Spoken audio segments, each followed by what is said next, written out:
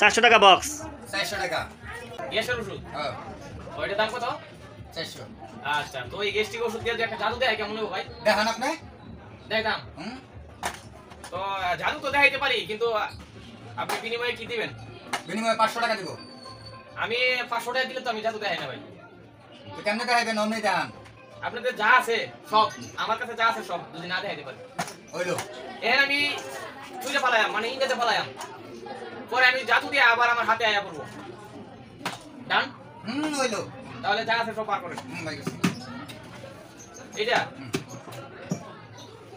আর নাই? না নাই। আচ্ছা ঠিক আছে, তাহলে দেখাই নাকি? দেখান।